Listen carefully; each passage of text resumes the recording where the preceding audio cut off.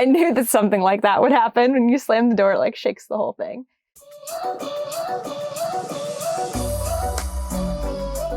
Hey everyone, it's Natalie, also known as Knitty Natty. Welcome to episode 209 of the Love in Stitches podcast. Today is Monday, December 11th, and I am in my mother-in-law's apartment here in Orlando, Florida. Last week I was sitting outside in our van and it was extremely hot. It was like 80 degrees. Today it's actually pretty nice, but we already brought all of our things up here, so I figured I would just have a different area background for today. So I'm just sitting on her comfy couch. Toaster is, you can barely see him there in the corner. I try to get him to come right here, but he is licking himself. Toaster, not on the camera, buddy. Anyway, I have a decent amount of knitting and crochet to share with you today. I'm probably going to be using later today to kind of get my projects and everything together. We've been traveling around a lot. Even though I was in Orlando last week podcasting and I'm back in Orlando now, we've actually been driving all in between. We went to the Florida Keys. I'll talk more about that later, but I have been managing to get some projects done and wrap up some Christmas gifts. So I am grateful to be able to do that. Now, before we get into the episode, I would like to thank today's podcast sponsor, Factor. Guess what? I'm cooking tonight. Would you like green pepper and beef casserole with Parmesan broccoli grits and green beans? No, actually, I'm gonna have that one. Or would you like some jalapeno lime cheddar chicken, one of our faves? Oh, hey, Natalie. What? Thanks for cooking, but isn't this all hard to do? It's not hard to do at all. Let me show you just how easy it is to make a Factor meal. I got my little knitted thing here that I'm gonna set it on top of because it gets a little hot in the microwave. All you do is open up the sleeve here. You're gonna need yourself one of these. And then you need to vent it. Always my favorite part. And then take this baby over here and you're gonna pop it in the microwave for 2 minutes and it will be ready to go. With Factor, I can enjoy eating well without the hassle. I can skip the trip to the grocery store, skip all the prep and mess, and have a meal ready to eat in just 2 minutes. Factor's meals are fresh and never frozen and are delivered right to my door. Round out your meal and replenish your snack supply with an assortment of 45 plus add-ons to suit various preferences and tastes.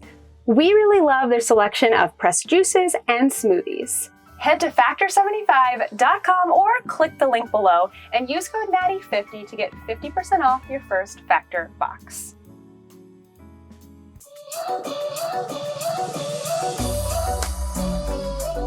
Let's get into the first project. I've actually finished 2 items this week. I think we'll start with these socks. And again, my projects are not very organized because I've just kind of been throwing them in and out of different bags. So, oh, my hair clip. I've been looking for this. Yes. I also have a pair of underwear in this project bag. I'm just going to throw that on the floor. What's the weirdest thing you've ever found in your project bag? Let me know. I would love to hear it. Anyway, this is all a mess. Like I said, cleaning up later today now that we're back here in Orlando, but I think I've made it to the bottom, but I don't see the tag for this yarn. So I will just tell you about it instead. So this is a pair of socks that I finished for a Christmas gift. I'm going to be giving it to my mother-in-law. She's not here right now. She's at work, so she's seen me work on these a little bit, but she doesn't know that they are for her. Now, this yarn is from Artfully Twisted Yarns. We visited them in Indiana when we first started traveling. They have an alpaca farm and a fiber mill. This yarn is made in their fiber mill and hand dyed by them, but it is merino, 100% merino wool. So this yarn, you can tell I've got 2 non-matching socks. And for anyone who's been following here for a while, you know that this is a big deal for me to make 2 socks that don't match. It's a sign of growth for me that I am okay with this. And like, am I okay with this? Sort of, but I actually had a lot of fun seeing how this yarn turned out. So what I didn't realize when I purchased the yarn is that it was a gradient, meaning that it had really long sections of color that then transitioned into the next color, to the next color, to the next color. So there was no possible way for me to make two exactly matching socks because I think this was the outside of the skein, or the inside of the skein when I wound it. So it was green, green to yellow, yellow, yellow to gray. And then there was a large section of gray, which never came into play with these socks. And then it was gray to green, and then green finally again. And that's about where the skein ended. If it didn't end, it would go back this way, right? Where it would go solid green, green to yellow, and so on. But that's about where it ended. So what I decided to do is do the first sock. This is the first one that I did. Starting from the inside, I did, most of the sock ended up being yellow. Isn't it so cool how it transitions? And then I had just gotten into gray here at the bottom. Now, instead of continuing on with where I was with the gray for the next sock, I thought, let's start the next sock with the green as well, so that at least at the top of the socks, like you can tell that they match and go together. So this one ended up, when I pulled from this was from the inside. So when I pulled from the outside, this one ended up being a lot of green, like a whole lot of solid green. Most of the leg is solid green. I did 20 rounds for the cuff, 50 rounds for the leg. Fish lips kiss heel. And then most of the foot, see that this ended up being a much more abrupt transition. You can see there's like light gray in here, but then the change from with green and darker gray was pretty abrupt. It actually happened right across from the middle of the heel, or I guess right when I started the foot, which is interesting. And then it was just starting to get into gray again here at the toe. So both of them end just starting to get into the gray, and both of them start with green. Now, I did a lot of knitting on this sock this past week. We were traveling, we were in the car. I needed simple projects that I could take out and about. So I was up here, I just started the leg essentially, and I finished the entire sock. Now I need to weave in the ends. I haven't been finishing my projects lately with weaving in the ends and all that because my little case that I usually bring around with me that has my scissors and my measuring tape and all of that is missing. I'm pretty sure I left it in Tennessee. I do have extras of those tools in another bag, and I've just been too lazy to put myself together another kit. But I have been opening up an advent, the Brazos Fiberworks advent, which is a yarn advent that also has a few accessories in it. And so far I've gotten a tiny pair of scissors, a measuring tape, and a tapestry needle. So now that I have those things, I need to finish these up. Now this skein of yarn had 350 yards in it. I don't know where my other project bag is. Somewhere I have one more little ball of this, but I still have some left over.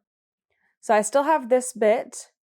I don't know how much this is, 20 grams, maybe a little bit more. And then I have another smaller ball somewhere, and I will just throw those into my leftovers pile, put these on a blocker, and Christmas gift complete. Next up, I started and finished a bottle cozy, but as you can see, also the ends are not woven in. I need to connect the I-cord here at the top. But this is a bottle cozy that goes with the can cozy I finished last week. I think I left that in the van. I am giving this to my brother's new girlfriend, who is a Taylor Swift fan, and I bought these colors to represent the Lover, Taylor Swift's Lover album cover. So they're two yarns from Miss Babs. It's Yummy 2-ply. This one is called Tropical Sunset. This one is called Defender of the Snacks. You can see it got a little messy. That's why we love a yarn cozy. My friend Megan made this one, or sewed this one. So I have tons of that yarn left over. I've already put it into my Hexie Blanket too, actually. And I don't know what I'm going to do with the rest of this. Definitely leave it at my parents' house for now. We're going to see them in January. I have probably 6 or 7 partial cakes of yarn ready to drop off there that I've either put in my blanket or used for something else. And I'm just handling all of that later. Future Natalie's problem. Wonder if you can hear the air conditioning. I think it'll be okay. It's far enough away. Anyway, this is the classic bottle cozy. It is one of my designs, and it looks a lot better when it's blocked. and on a bottle, of course. But essentially you slip it on from the bottom of the bottle, and it has shaping in it that you can't really see, but it does have shaping in it, a nice finish, and it's designed to kind of either look sporty if you did team colors with the stripes and the finish. It can be great to represent a favorite team, whatever sport it is, or you can just do fun colors that you love. It also looks really good in self-striping yarn, a fun way to use up leftover self-striping yarns. And then the bottom of it acts as a coaster because it goes around the bottom of the bottle. So I have these for bottles, cans, skinny cans, and that's it for right now. Maybe I should do more. What else should I do? So I need to finish this up. I need to block this bottle cozy and the can cozy that I've made. And then I need to block the ones that I made for my brother. And I might have to take my brother's I-cord out and redo it. So in this pattern, I have something called a stretchy bind off. It's something that I found when I was writing the pattern. Essentially, when you're doing the I-cord bind off, I guess there's kind of two main ways to do an I-cord bind off that I'm familiar with. You either do the slip the stitch and pass the stitch over, or you do where you knit two together through the back loop to like actually bind things off. And I found a stretchy method where you add in a yarn over before you slip that stitch, and it just gives you a little extra room because that yarn over disappears and extends the stitch, but it just wasn't working for me anymore to actually be stretchy. So I kind of tested out on this. I developed a new stretchy bind off. This one I came up with on my own, or rather, I feel like I came up with it on my own. I don't know exactly, like the idea, the things that I did came from other experiences. But basically what I did is I would knit two, and then I would knit two together through the back loop. But when I do the knit two together through the back loop, I wrapped my yarn around my needle 2 times. And then when I pulled it through, I had 2 loops coming out. So then when I slipped the stitches back over to the other needle, I let go of that double wrap and it extended the stitch. And that's the stitch that is right here. And I think it made things stretchier. It looks stretchier than my other one. It can't be too stretchy because there is a decrease happening here, but it's gotta be enough to get onto the bottle. So I need to test this out and see how it works. If it does, I'll be adding it to my cozy patterns as another option for people to get that stretchier bind off that you need. I think I've worked on just about every project, every work in progress that I have this week. I have added in a couple of squares to my Battenburg blanket, and again, there's a lot of ends that I normally would be weaving in at least every few squares or so, except that I don't have my normal toolkit with me, and I just, again, I'm being really lazy and I need to get it together. But I think that since the last episode, I put in a stitch marker. I just got this yesterday. My friend Heidi made this for me. Isn't it cute? It's a beaded stitch marker, a little pink sock, which I love so much. So I put in this square,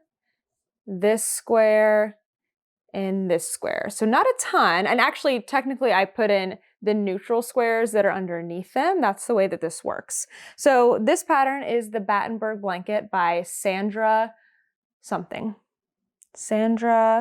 Why don't I have all of my notes on here? I did something weird to my notes page. Anyway, I'll have it linked down below, but Sandra is Cherry Heart, and I heard that she has a really fun Vlogmas as well. And I did all of my colorful squares in the summertime, and now I am going through and adding in my neutral squares, which are sparkly, and joining in all of my colors. I think I was making a ton of progress on this when I was staying with my parents for Thanksgiving, and I've slowed down a bit since we started traveling again, but I'm still very much having a good time on this blanket. I do have a goal of finishing it maybe before the end of the year. That would actually be really great to have another big project just wrapped up and completed, especially since it's been a long-term project, about 6 months long at this point. I think it's totally doable. We just have to see how it interacts once I actually get an Advent project going, which is hopefully happening in the next couple of days. So we shall see about that. But so far, really enjoying it, having a good time. I'm still in pinks and purples, though I do have blues and greens and other colors to add in. All these are the squares that are already made up. And I am well through my second skein. I've got 6 skeins of this to join. All of these yarns are from Homespun House. I used a Homespun House 2022 Advent for all of the colorful squares. And then I've got 6 skeins of a Homespun House sock yarn in the colorway Antique to do. I've got notes on this project because I have made some changes to it, very small changes, all down below, as well as with all of my other projects too. We're like speedy today with the projects. I've got just a little bit on everything, basically. I have added in one more Hexie to my Hexie blanket. I'm trying to find the front here. So this is an adapted version of the Summer Fade Hexie Blanket by Mallory Crawl. You're probably going to see me talk about this. You definitely will see me talk about this for an entire year. Just in case you're new here, maybe you've come over from Vlogmas and this is the first time you're watching the podcast. I am gathering yarns as we travel around the US. Our goal is to go to all 50 states and film a yarn store tour in all 50 states. But as I'm traveling to each of those stores and stores in between, I am purchasing yarn along the way. I'm looking for yarn that is locally dyed. If it is a special store colorway, I'm always into that, or a colorway that represents either the area or the store itself. That's what I am always aiming for. So last week I had showed a bunch of partially completed Hexies. Those are all now in, and it goes without saying, ends are not in yet, but I will be getting them going. Normally, actually I'm still doing this. I'm crocheting over, focus camera. I crochet over the first end, and then I just have to weave in the second end. So they're pretty doable. And these Hexies are great because you make them and then on the last round you join them to the blanket. So here's what it's looking like. I realized this morning as I added in the most recent Hexie that I am, I think, one like side of the hexagon, because the overall shape of this blanket is hexagonal. You can't really tell. You can kind of tell. But I'm almost to the point where I am going to complete another ring around. So this one right here, this purple one, was my center. I have 1, 2, 3 rings around it completed, and this will be the 4th one once I finish it.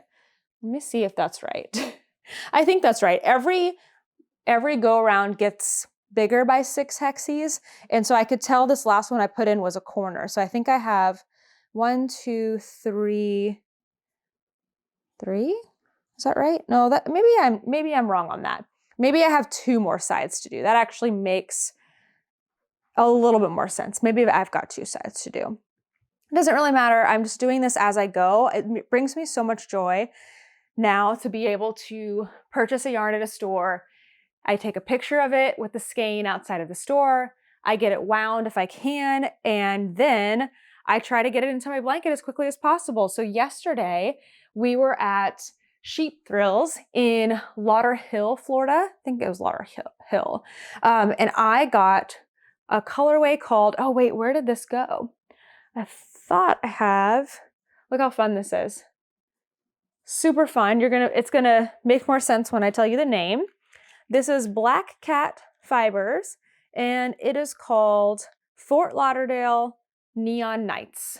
So it's like the neon lights in the sky or on the buildings and everything. And I thought this was a local yarn, Black Cat Fibers. When I was in the store, they were showing me around everywhere. And you'll see in Vlogmas today, if you watched it this morning, that we did a little store tour there as well, just a mini version, not a full one. But I was like, show me, I would love to see. Oh, I know, they were showing me Emma's yarn, which is a Florida dyer. And I knew I was going to see Emma's yarn at another store that we were going to. And so I was like, I don't think I want to get Emma's yarn because I'm going to be able to get that elsewhere. I've seen it a lot of places. And unless you have a store colorway from Emma's yarn. And one of the other employees overheard and said, oh no, we don't have anything with Emma's yarn, but we have this one. And so I think it was just like a misunderstanding on my part. I didn't understand that even though this yarn was maybe, I don't know if it's exclusive to the store or just something about Florida, but it's actually not a Florida dyer. Somebody messaged me on Instagram and said, I think they're in Wisconsin. And then they were able to confirm that. So no problem. I still would have gotten this colorway for my blanket regardless because it represents the area so well. So I'm really happy with it, happy that it's in my blanket. And my next yarn should be a Florida yarn, probably in this yarn. So I'm excited to get that. But I'm gonna be weaving in ends on this one today. Did I show the hexie yet? I can't remember if I did. It's very wild. So I'm holding yarn double because this is a DK weight blanket.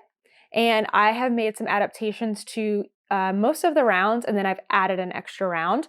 But other than that, I am following the pattern to a T. There are some great tutorials in the pattern and so on. So I would definitely recommend it. It's a great one to do with leftovers because you only need, or I only need, you'll have to see for yourself in your own gauge, but I only need about 16, 17 grams. You can add to it as you go. It'd be fun for multiple years of advents. It's a fantastic pattern. Last project here is something I cast on just yesterday, and I haven't made it super far yet, but it is a sock. I wanted to start another sock after I finished these socks and I finished my yarn cozy. I didn't have any more portable projects. I've got 2 blankets on the go and that's it, right? Is that it?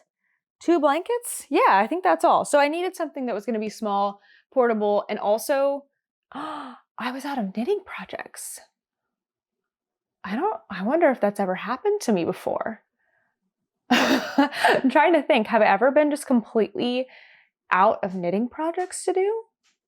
I mean, I guess that isn't entirely true because I do have a shawl and a sweater that are, you know, unfinished objects that I left in Tennessee. But as far as what was with me, I think I had blown through everything. Wild. Anyway, I started a new one right away to remedy that.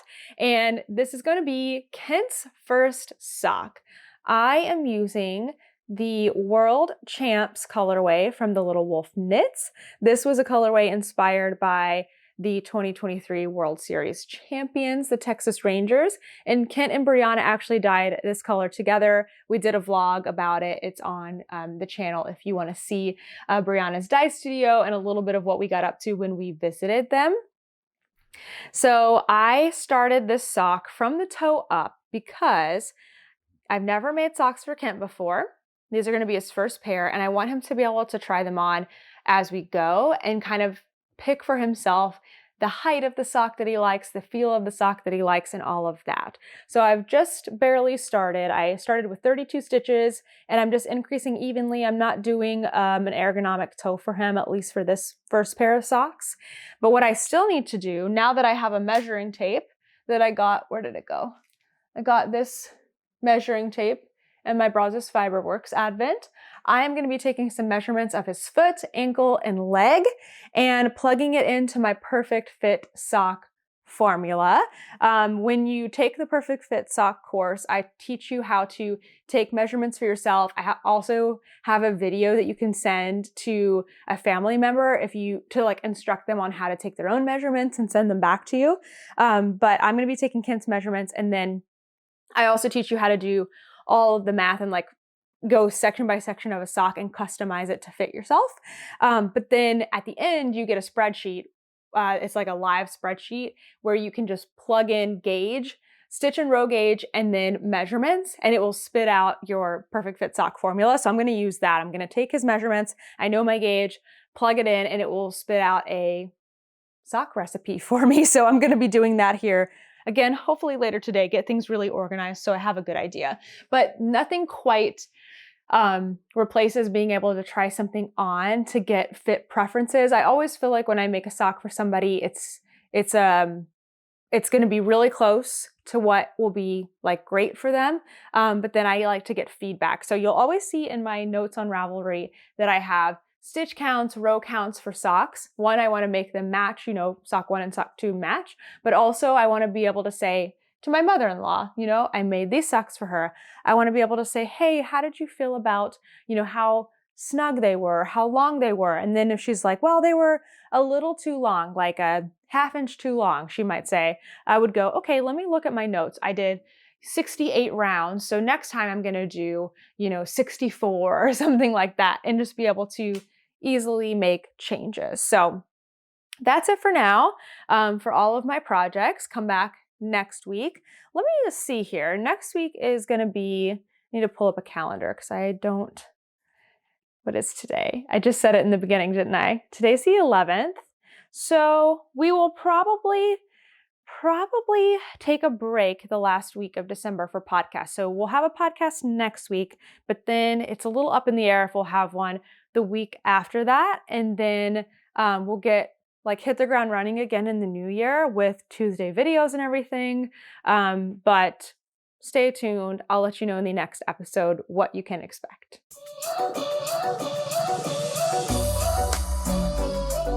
All right, you may be thinking, okay, she's somewhere totally different. And that is true. Sometimes with traveling, we have to just get our podcast in whenever we can. So I'm actually recording this the day before, where I'm going to be starting the podcast in Orlando. I'm in a completely different place on the way back to Orlando. And that place is Tamarack, Florida. I don't really know how to say it. Ken just looked at me like, what? It's sort of like west of Fort Lauderdale. So that might be the closest big city. Anyway, we're here in a Planet Fitness parking lot on our way back to Orlando, but we're stopping here because we're going to be meeting some Love and Stitches members at a yarn shop nearby in a couple of hours. And so we figured we'll get up and get some work in because we have like 3 more hours of driving to go after this. Anyway, you don't need to know all of that. We're going to get into our questions. So again, the question segment is going to be going away in the new year. We still have at least 1 more podcast for the year, I believe, left. So continue to put your questions down below. And even after that, continue to ask your questions. I'm just not going to be answering them on the podcast in the same way, but I'm going to do my best to answer them in the comments as I can. We had a lot of fantastic questions today. We always do, but some that really got me thinking about knitting and some other things. All right, first question is from Scrappin' Mom 3. Hi, Natalie. First of all, I love your channel and I'm truly enjoying Vlogmas. Thank you so much. I am an avid crocheter and new knitter. I'm doing my first socks now and I have a question for you. Do you recommend magic loop or 9-inch circulars for a newbie? I like the portability of the 9-inch, but they look very fiddly. I love traveling with you on your van adventures and often ask my dog, Bendy, why she can't behave like Toaster in the car. Unfortunately, I missed out on the membership this go around, but I hope to get in next time. Thank you for all that you do for the community, Kimberly. Oh, thank you, Kimberly. And I know our membership sold out in about an hour to the wait list. So make sure you get on that wait list for the next time we open, which is going to be in April of 2024.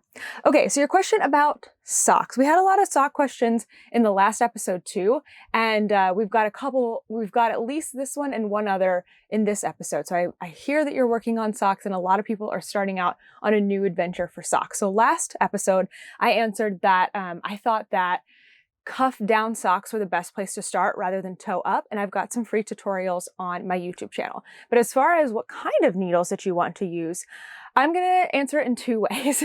One, I would say if you already have a certain type of needle, I would try on that first because you already have it. It's the easiest, no barrier to entry. You have what you have and just get to work on what you have. If you have a choice and you're needing to go out and purchase new needles, for you, Kimberly, I would honestly recommend Magic Loop. And I think not because it's going to be necessarily easier. I think 9-inch circulars are a bit easier to start as far as understanding the concept of it, because you're knitting in the round just like you would on any other circular needle that was 16 inches or 24 inches. It is fiddly because you have to hold it in a different way, so it's kind of hard to maneuver, but so is Magic Loop. It's fiddly because it's a new technique. But the reason I would prioritize Magic Loop over 9-inch circulars is because Magic Loop is going to serve you better in the long run. Magic Loop can be used for so many different items, not just socks. And within socks itself, you can use Magic Loop throughout the entire sock. You can use it for the heel, you can use it for the toe, and with a 9-inch circular, you're going to have to switch at some point to another type of needle. Some people say they can manage to do the heel on a 9-inch circular. I don't know how. When I was a 9-inch circular user, I was never able to do that. But at some point you must switch to another technique.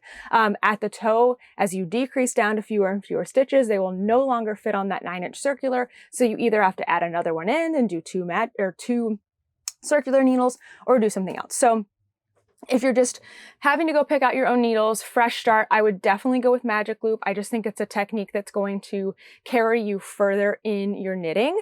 And then Kay, the Crazy Sock Lady, has sock tutorials. I have sock tutorials on my channel, but they're all on Magic Loop. Kay has taken the time to go through all different needle types. I know she's got Magic Loop as well. And then she has 9-inch circulars and I believe DPNs. So if you're a new sock knitter, I would definitely send you over to the Crazy Sock Lady channel because she is a wealth of resources for that. So good luck, Kimberly, on your first pair of knitted socks. Next question is from Kara Jan Creations. I'm really enjoying watching you guys travel and your Vlogmases. Thank you. I want to try out some hand-dyed self-striping sock yarn, and I was wondering if you had any dyers that you can recommend for self-striping yarn. Definitely. There are so many amazing dyers out there, and self-striping yarn, I just want to say off the bat, is very labor intensive to dye. You have to, I think it's called warping. You have to like wrap your bare yarn on this board or stretcher thing. I don't even know how it works. So I really want to go film at a dye studio that does self-striping yarn because I think it would be fascinating to share that process. And we went recently, I know this is a tangent, but we went recently to an alpaca farm and fiber mill. And so we showed the process of taking fiber from the alpaca all the way up to making it into yarn. And everyone that watched that video was like, wow, I'm never going to question again the cost of a, like a milled yarn, because there's so much that goes into it and it's very hands-on. And so same with self-striping. Usually it's at a higher price point than other hand-dyed yarns because it's more labor intensive, it takes more time, and it takes a lot of skill.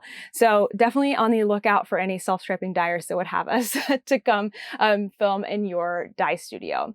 So my favorite self-striping dyers, they have changed throughout the years, but somebody who's always stuck around is Mustache Yarns. They're out of Texas and their yarn is amazing. What I really love about them is that they have the most beautiful, clean, like stripes. They're, depending on your stitch count for your sock, it's going to change how many rows go in your stripes, but I would say anywhere between 4 to 6 rows in each stripe. They're very even. They also have their yarn already divided in half. So it looks like one skein or one hank of yarn, but when you actually untwist it, it's 2, and they both start in the exact same place, which is very important if you want to create matching self-striping socks, which I always do. So I love that about them. They also do some, like a lot of themes, Star Wars, different holidays, things like that. So get on their newsletter. That's the best way to see what's coming up with them. And then they'll even do self-striping that is not evenly striped, but it's still a pattern.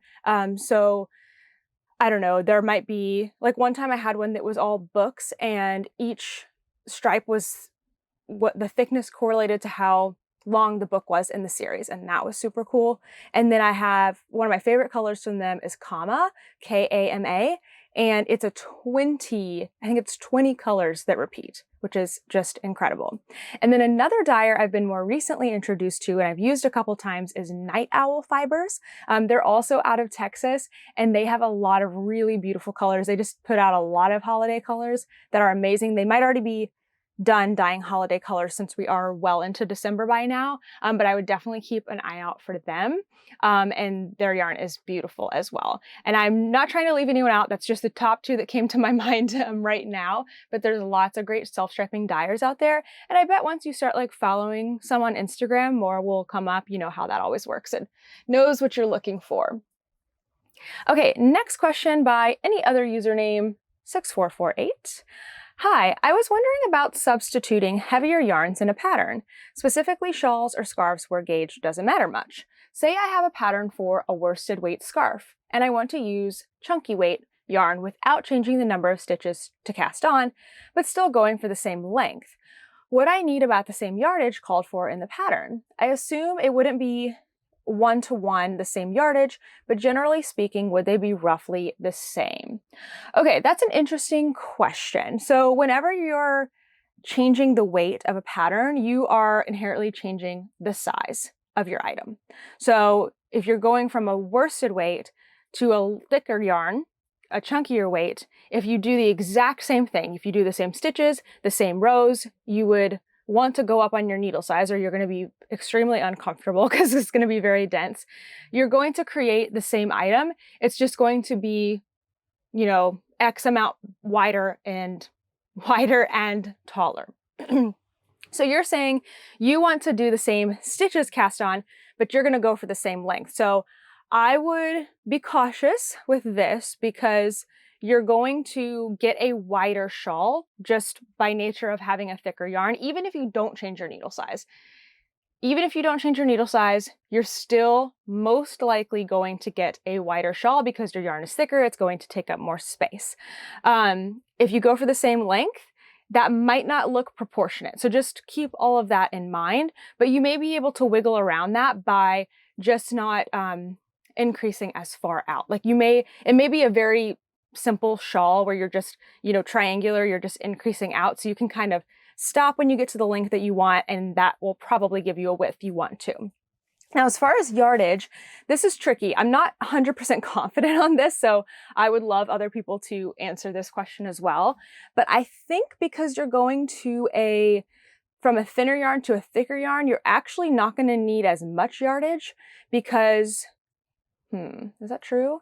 I feel like your chunky yarn is going to cover more ground because it's bigger. Does that make sense? Like the stitches are bigger.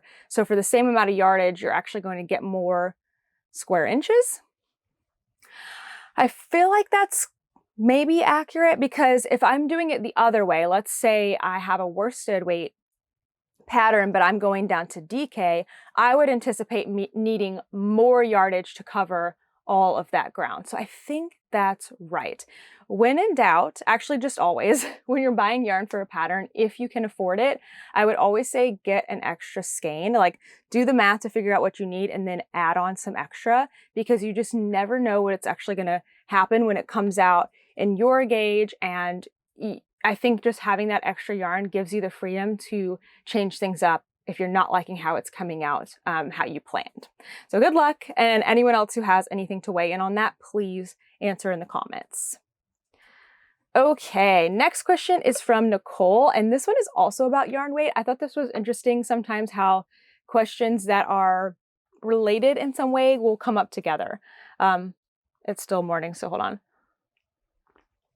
A little coffee break here. All right, Nicole says, how did you learn what yarns to combine to make different weights? I want to make a hat that calls for DK, and I have some cute fingering to use, but I'm not sure if I can combine them to get close to that weight. Also, can you show us your collection of stitch markers one day?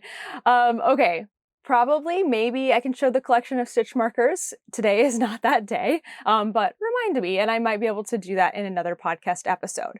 Okay, so how did I learn that you can combine, basically hold yarns together to then create a different weight of yarn?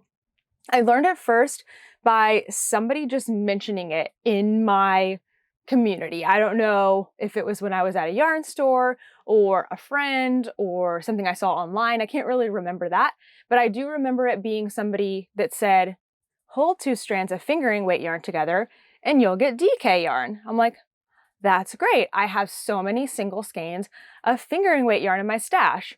I would love to be able to use it up twice as fast and knit it up twice as fast and use it for other things. So this is perfect. So that's the only one I know, like off the top of my head. 2 strands of fingering weight equals DK weight. And that's roughly, it also depends on how thick your fingering weight yarn is, etc. So I found an article and I'm going to share the link down below. And actually, I guess I closed out of it. So let me open it back up again. This article is from Orca's Island Knitting, and this is an article from October 21st, 2017. So it's from a while ago, but I think it has some good information in it. So the first thing this person shares is just a standard, like what is the gauge of this weight of yarn without holding it double, which I think is really helpful because there's a range in there always. Whenever you're trying to figure out what yarn to use for a pattern, even if it says DK fingering weight whatnot. You also want to look at the gauge and the yarn that they used and just see like where your yarn falls as far as fiber content, thickness, ply, and all of that. It can really affect the final fabric if you're trying to match what they have. Then underneath that, they went through and said 2 strands of this equals this for several different yarns. So 2 strands of thread weight equals lace to fingering weight. 2 strands of lace weight equals fingering to sock. 2 strands of sock equals sport weight to DK. So it can kind of depend on how thick your sock yarn is. And it goes on. So I'll link that article below. I think that will be a good one to kind of bookmark and save, or maybe take a screenshot and then, leave it in your favorites and your photos on your phone. So you just always have it there.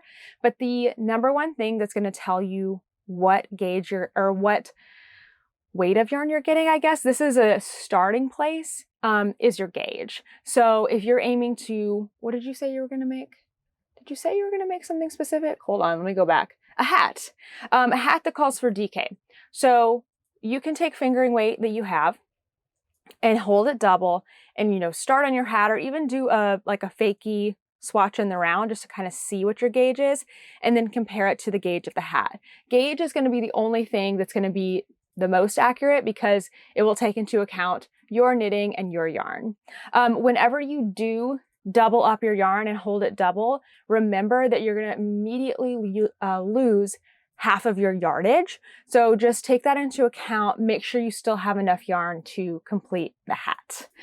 All right, hope that helps, Nicole. I love that question. And then I think this is the last one here. This question is from Alyssa Rose Knits. Hi, Natalie. Is it okay if I ask why you left teaching? I totally understand if that's a personal question, so you don't have to answer. But I know so many people leave teaching as well. I was just curious about your story, if you don't mind sharing. As always, I love your podcast, and I'm glad you love what you're doing now. Thank you so much. Okay, so if you didn't know this, I was a teacher for almost 7 years. I did 6 and 3/4 of a school year. And that was I stopped teaching in 2021, April 2020, or March 2021, I guess.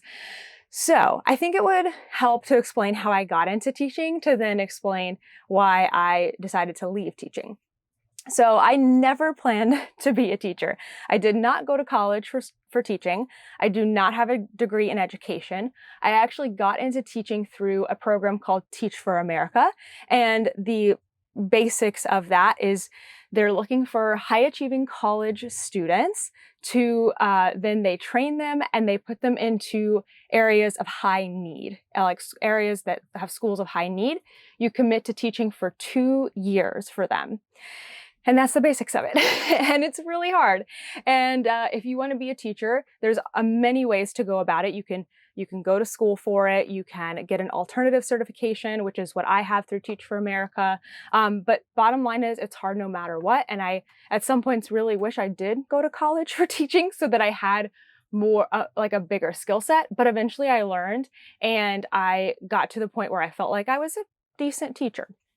So that brings me to why I got out of teaching. So I never meant to be a teacher in the first place.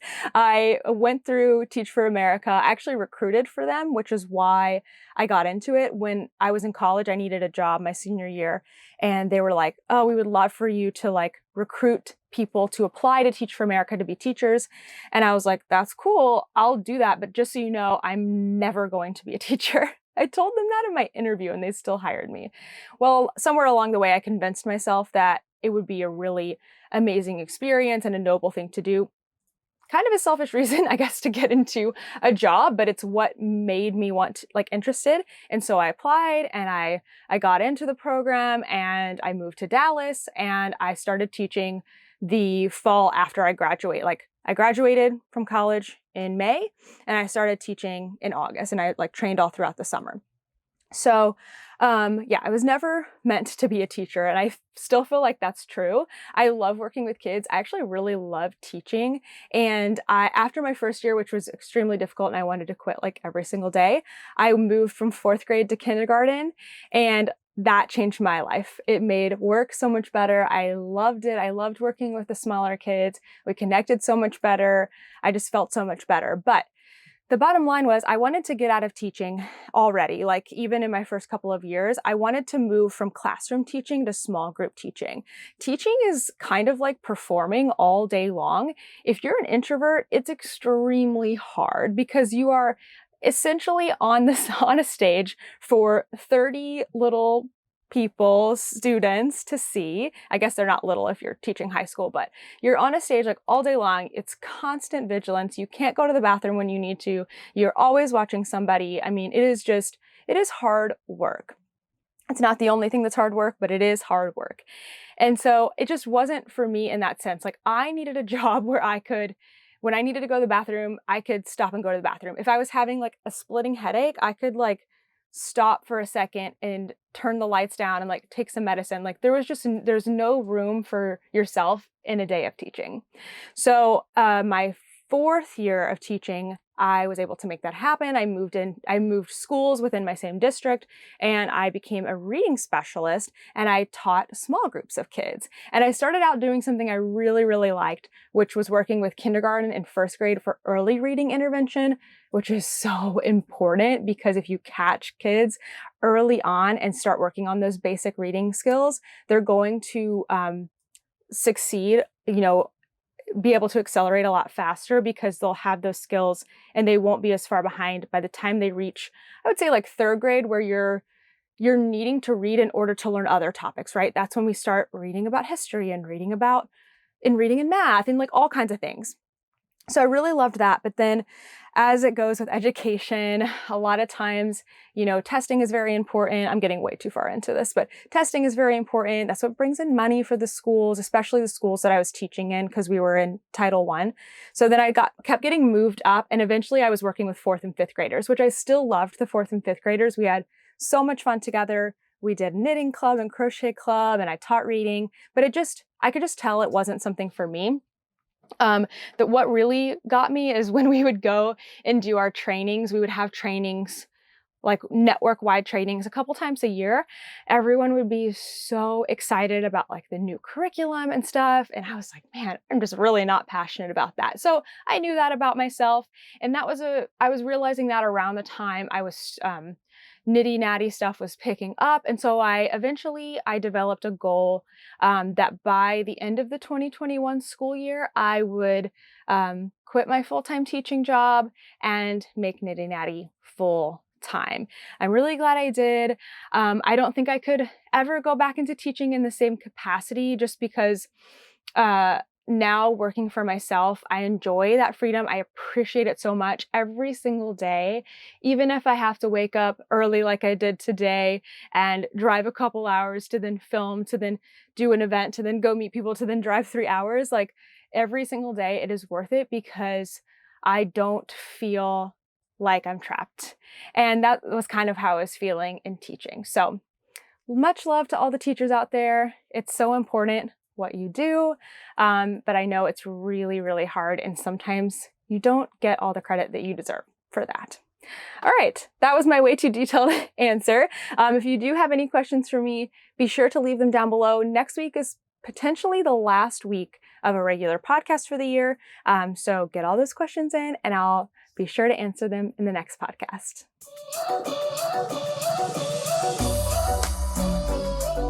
There's not a ton of new things going on as we approach the end of the year, but I just want to remind you that I do have Vlogmas going on every single day. So we're hitting pause on Tuesday videos for the month of December because we have vlogs coming out every day from December 1st to December 26th. I think today is our 12th day of recording, and you would have seen that earlier today if you watched this morning's episode as it dropped, but those are coming out every single day, and we're sharing all of our different adventures. We have more fun things coming up. We're going to Disney, we're going to the Everglades, and some of the things I'm going to talk about in the life segment today you can see in more detail in those vlogs. So I hope you're enjoying it. I'm enjoying recording it so much, and especially since we're traveling full-time this year, it's been a new and interesting, fun way to do Vlogmas.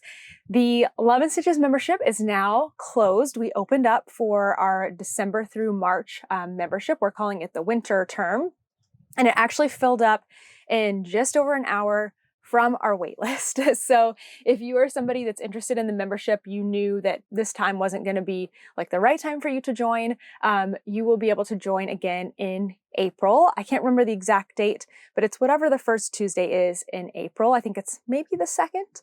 I had to go in there and put that on the website, but I will put the link down below if you want to join the waitlist. That's the best way to get all the information about the membership, what things will be coming up in the next spring summer term, and all of that. So you can add your email to the waitlist, and then you won't get anything from me until about 2 weeks before we open, but then I'll send some reminders and you can make the best decision for you at that time. You can also ask me any questions via email anytime that you come up with them. And then the last thing is our beautiful box from Wool and Women Fibers. This is the Greatest Yarny Adventure box. You can order it through December 25th. So the basis of it is this yarn, this little sock set. It comes with 2 10-gram minis. You can get it on the fingering weight base, or you can get it as a sock blank, also with 2 10-gram minis, or you can get it as a DK weight sock blank. And this one is sparkly, which is super fun.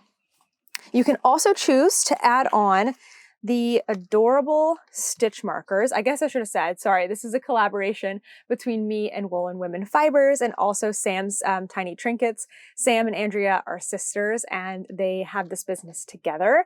Sam makes these really awesome polymer clay. So this is our van, Lydia, and the headlight glows in the dark.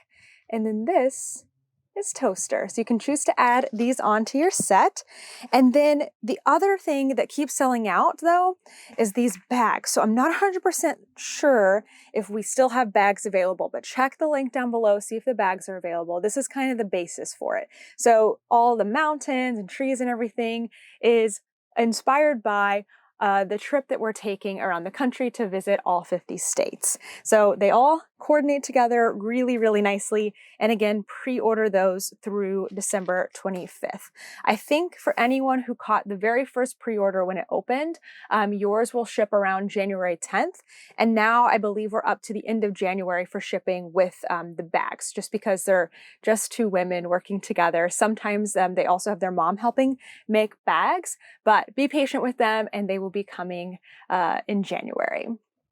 I think that's everything. So let's move on to the next segment.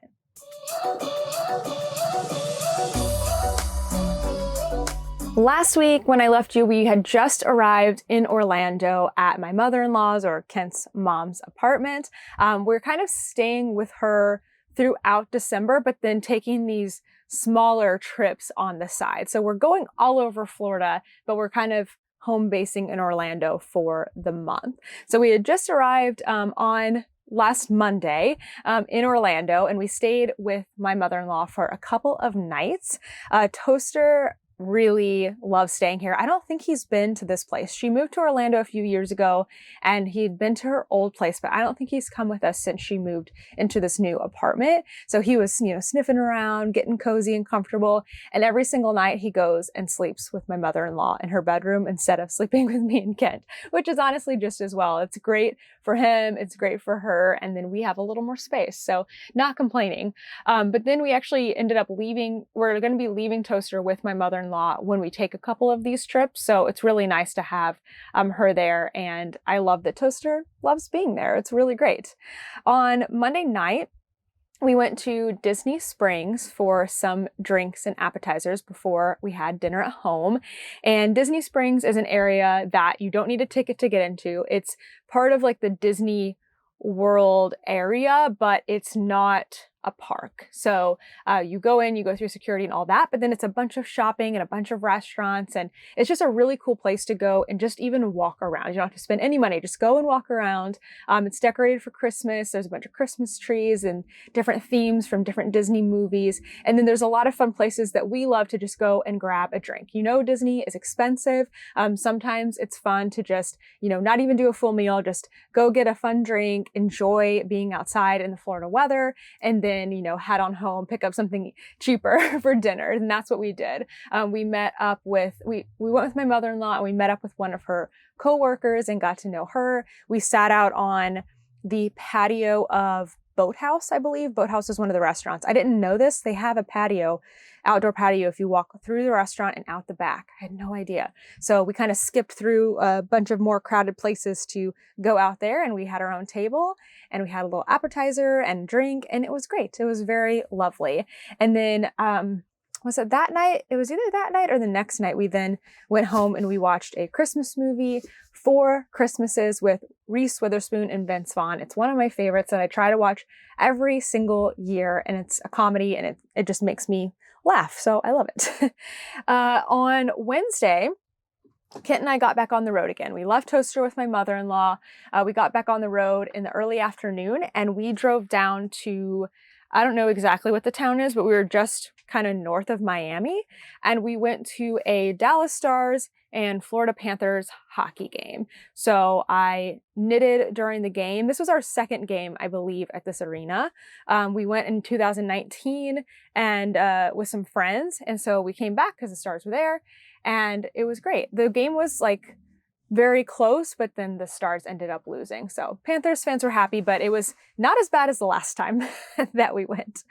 Then on Thursday, we got up and drove the rest of the way into the Florida Keys, which was our intended destination. So in case you didn't know this, because I had no idea before we started planning our trip there are tons of Florida Keys islands. The one that you hear of the most, I think, if you're in the US, is Key West. And that one's actually the furthest away from mainland Florida if you drive.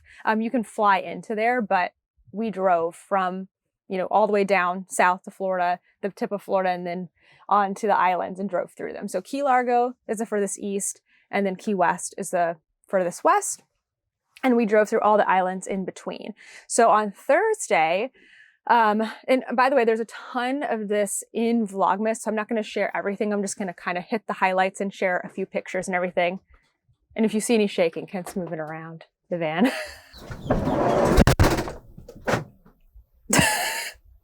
I knew that something like that would happen. When you slam the door, it like shakes the whole thing.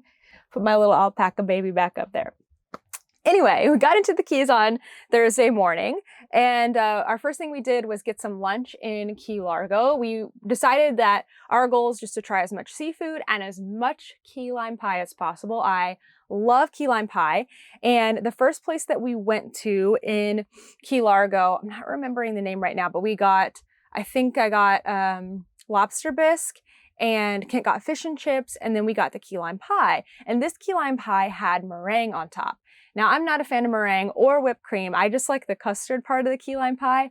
So I was a little bit disappointed because I was like, oh no, what if all the key lime pie has meringue? Well, none of the other key lime pies we got had meringue on it. There's a lot that do, but then the rest didn't. So that was good for me. We have a whole rating system for our key lime pies in Vlogmas. If you have any interest, you can find that there. And then we drove a little bit further into another island. We went to Isla Morada, and there is a brewery there. So we went and I got a flight and tried several different beers, sat outside and knitted. The weather was great. It was like in the 70s. It was beautiful, wearing shorts and sandals and all of that. A lot of people were wearing jackets, but to me, I was warm. And then that night, we stayed in Marathon, which is another key a little further down. So at that point, we had come, I think, kind of halfway through the Keys, like halfway from Key Largo to Key West in Marathon. And we stayed at a campground that was really beautiful. It was right on the beach. I mean, there's the islands are super narrow, so it's not hard to be close to the beach. Our camp spot, you couldn't see the water from our camp spot. There were some spots that were right on the water, but for us, we just had to kind of walk through a path, and then we were there on the beach. We walked around a little bit, and then we got settled in early, got some work done, got to watch Toy Story, which we've been wanting to watch because one of the advents I'm opening is a Toy Story advent. So we watched the first Toy Story and just really enjoyed that night, ate some more key lime pie and all of that. On Friday, we got up and we made our way to Key West, stopping at a few places along the way, picking up more key lime pie. We stopped at a coffee shop in, I can't remember which island it was on, but it's called the Morning Joint. And we stopped there and we got some coffee, did a little bit of work inside in the air conditioning, kind of waiting out for our time to check into our hotel. So in Key West, we stayed in a hotel for one night because we really needed a safe place to park our van for 2 days. So we parked our van there that night, and then we paid for an extra day of parking so we could leave our van, because on Saturday we had a very special activity that we were going to. So this whole kind of trip to Key West was really not just to go to the Keys, but to go to a national park that is 70 miles, I think, west of Key West. So the Keys end, and then it's ocean, or Gulf of Mexico maybe. And there's more islands, but there's another national park called, what was the national park called? I guess it's called Dry Tortugas. It's several islands, but on the biggest one is a fort called Fort Jefferson, and that's where we went on Saturday. So we got up early Saturday morning. We had to get on the boat at 7:30. So we were there a little bit early because we didn't want to be late. I'm not good at being on time. I can be early or I can be late, but I cannot be on time. It's just too hard to time out, right? So we got there early. We decided we would go grab some breakfast because there was food like on the boat, but we weren't really sure if we could rely on it. So we tried a Cuban bagel, and this is this place's version of a Cuban bagel. I don't know if this is the case for everywhere, but it was not really a bagel, at least in the experience that I've had. It was more like, I would say more like a baguette, but softer. More like sub bread, but better, I guess. There was a traditional way. It said it was called not pan dulce, pan something, that you would dip the toasted bread into the coffee. Did not really care for that. I don't really like my bread to be soggy, and it was buttered toast basically dipped in coffee. That just didn't really, for me, it just didn't really work. But Kent got a Cuban bagel. That's what this place decided to call it. And it was delicious. So it was the same bread, buttered and toasted, but it also had honey and everything seasoning and cream cheese. And it was very, very good. So we enjoyed that. Kent got to eat most of it because it was his dish, but I grabbed a few bites and I really liked it. So we got on the boat, we left. And again, this is all going to be in Vlogmas, so I don't want to double up on sharing. But we took a 2.5-hour boat ride out to the Dry Tortugas. We got to spend about 4 hours exploring the fort. There was a tour, had some lunch, went snorkeling. It was my first time snorkeling, and that was great. And then get back on the boat and then ride the 2.5 hours back to Key West. I got a lot of knitting done during those 5 hours on the boat, and even some while we were walking around getting the tour in the fort. So very good. I finished up 2 projects that day, which was awesome. And then that brings us to that night, which was last night for me as I'm recording now. And we drove about 3 hours. So to get from Key West, where we were once we got back off the boat, all the way back through the Keys and into mainland Florida, takes about, I want to say, a little over 2 hours. And then we drove maybe 30-45 minutes into mainland Florida and stopped for the night at a gas station to get some sleep. And then that brings us to today. Oh wait, we did have one more meal that we picked up. I got lobster mac and cheese, which I'm thinking about right now because it's almost lunchtime and I'm going to warm up my leftovers. And it also came with some of the bread that kind of looked like the Cuban bread from the restaurant from the breakfast place we got. So I'm really looking forward to eating that as my leftovers. It was too much to eat last night. We also have 2 slices of key lime pie that we haven't tried yet. I think in total we got maybe 9 different places we got key lime pie from. Would highly recommend that if you like it. So we drove 3 hours and then went to sleep. And that brings us to today. Now, I am still reading, my book is right here actually. I am still reading The Unmaking of June Farrow by Adrienne Young. I am probably 3/4 of the way done. It's great. It's picking up. Some of the pieces are starting to come together, but it's still been a little bit of a slow read for me. We're kind of thinking that tomorrow we're going to take a bit of the day off, so I might spend some time reading and trying to finish that book and get to the end of it, because I have some other books I want to read for the holidays. I have this one that I got recently, The Kingdom of Sweets, and then I have a thriller that I might save for January. And I think I just bought a book on my Kindle. So lots to read. There's always going to be new books to read.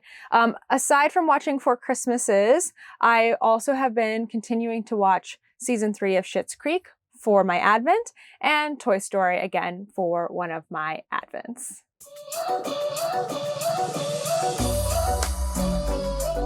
For this episode's tip of the week, I am bringing back one that I shared earlier this year in the summer because it has come in handy for me twice this week, maybe twice in the past 2 weeks. And it is grafting without a darning needle. Now you may be wondering, when would I need to know how to do this? Well, anytime that you just simply don't feel like getting up to graft the toe of your sock and find your darning needle, this comes into play.